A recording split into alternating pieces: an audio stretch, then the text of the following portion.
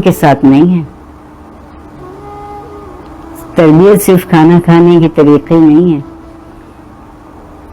تربیت یہ ہے کہ آپ دوسرے کی عزت کتنی کر سکتے ہیں.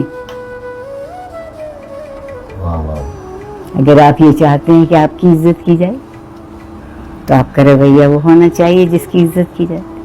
ہم تو ہمیشہ ایک تحقیر حتک پتہ نہیں آپ کو لگتا ہے، یعنی مجھے لگتا ہے کہ لہجے میں ہوتی ہے. کیا کر رہے ہو یہ آج کل؟ جس طرح بات کہی جاتی ہے،